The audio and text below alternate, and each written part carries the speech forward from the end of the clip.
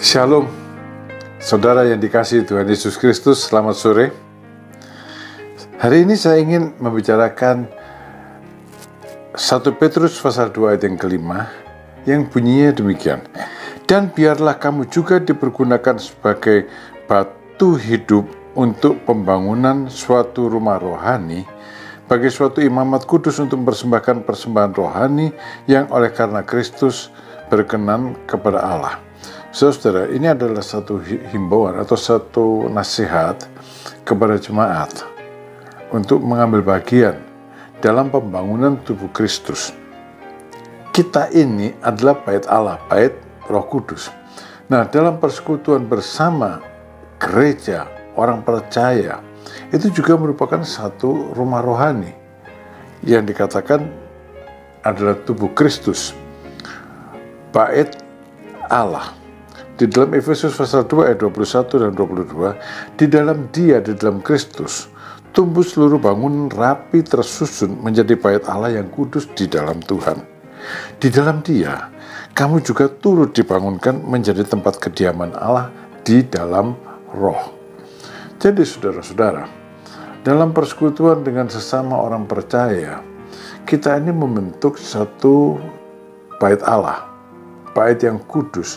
Roh Allah tinggal di dalam kita. Nah, kan Tuhan Yesus juga pernah ngomong gini, kalau 2-3 orang di antara kamu sehati, ya, aku ada di tengah mereka. Roh Allah ada di tengah-tengah kita. Saudara-saudara,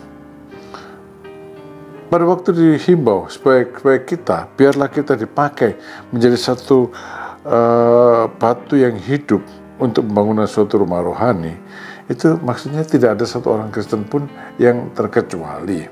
Ya, di rumah kita ada banyak batu, kan tidak ada satupun batu yang nganggur. Saya tidak bisa apa-apa, saya nganggur lah, lalu copot dari dinding gitu. Kan enggak.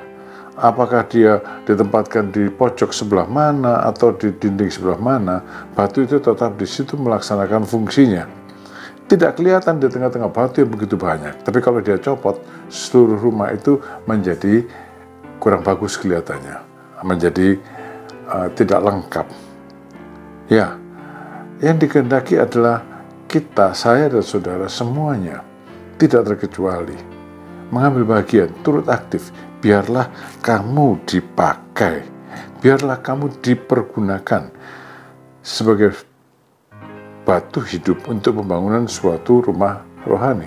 Kadang kita pikir, kepingin dipakai Allah. Tuhan bilang, aku pakai kamu. Tapi mau nggak? Sebagai batu yang hidup, bagi pembangunan rumah yang rohani. Dengan kata lain, saudara-saudara, berfungsi penuh. Setiap batu di rumah kan berfungsi penuh. Berfungsi penuh dalam persekutuan orang percaya. Berfungsi penuh di dalam gereja. Saudara, kadang-kadang memang kita menjadi kecil hati untuk berfungsi di gereja. Kita lihat ada banyak konflik, kita lihat ada banyak masalah, ya. Kadang-kadang kita, sebelum kita aktif, kita melihat si A tokoh yang sangat ideal, tapi ternyata setelah aktif ada banyak hal yang menyebabkan kita jadi kecil hati melihat kehidupannya dan sebagainya. Itu memang satu realita yang tidak bisa dihindarkan, saudara-saudara, karena itu adalah bagian dari memproses keadaan konflik pertentangan di gereja dan sebagainya. Itu merupakan bagian dari proses untuk menjadi batu yang tepat, ya.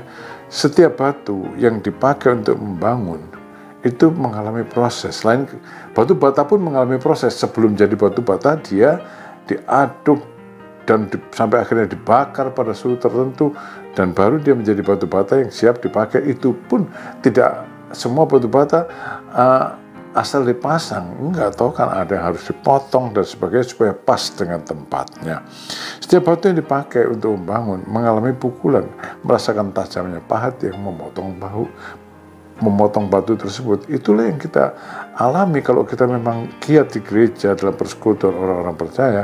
Banyak hal-hal yang harus dikikis, banyak hal-hal yang harus dipotong dari tabiat kita ini, sehingga kita berfungsi dengan baik di dalam rumah rohani, bait Allah ini, gereja.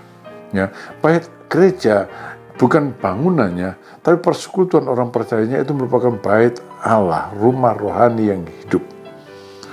Ya saudara-saudara, begini, di zaman Salomo membangun bait Allah, batu-batu diambil dari pegunungan, bentuknya tak karu-karuan, bermacam-macam. Nah, di pegunungan itu setiap batu dipotong. Ya, di tempat ditambang, batu itu dipotong, mengalami pemotongan yang ya kalau batu itu bisa hidup, maka dia akan merasakan sangat sakit, sehingga mencapai ukuran yang dan bentuk yang sesuai. Kemudian batu itu dibawa ke Yerusalem, ke tempat pembangunan bait Allah. Di sana batu itu sudah ada tempatnya, dia tidak mengalami apa-apa lagi. Di Yerusalem dia tinggal ditaruh menjadi bagian dari bait Allah. Di lokasi pembangunan bait Allah waktu Salomo dulu, itu tidak kedengaran suara palu, gergaji, pahat, tidak kedengaran. Dalam pembangunan itu semuanya dipasang begitu saja dan pas, sesuai dengan ukuran di waktu batu itu dipahat di pegunungan. Saudara, di dunia ini kita diproses. Menjadi bagian dari bait Allah yang hidup, kita diproses. Untuk apa? Untuk satu tujuan yang lebih besar. Menjadi bagian dari bait Allah di sorga. Bait Allah yang sejati di sorga. Kita ada di situ menjadi bagiannya. Batu-batu yang hidup. Kita tidak diproses lagi, tapi langsung dipasang kekal selama-lamanya. Jadi saudara, jangan jadi anggota gereja yang pasif. Terlibatlah. Ada banyak konflik, itu proses yang memang harus kita alami. Di gereja tidak ideal, ya pasti tidak ideal, kita masih di dunia. Tapi bagaimanapun juga persekutuan orang percaya ini, itu juga sudah merupakan satu bait Allah yang hidup, di mana roh Allah tinggal di tengah-tengah kita. Sampai saatnya proses ini sempurna, ya, dan kita kembali ke sorga. Di sana kita ada tempatnya sendiri di bait Allah yang sejati ini, yang kekal. Saudara, perhatikan nasihat ini dan taatilah. Saya baca lagi ya. Dan biarlah kamu juga dipergunakan sebagai batu hidup untuk pembangunan suatu rumah rohani. Kalau setiap anggota gereja menjadi batu yang hidup, akan ada pertumbuhan yang luar biasa dalam kuantitas maupun kualitas orang Kristen. Tuhan memberkati saudara. Amin.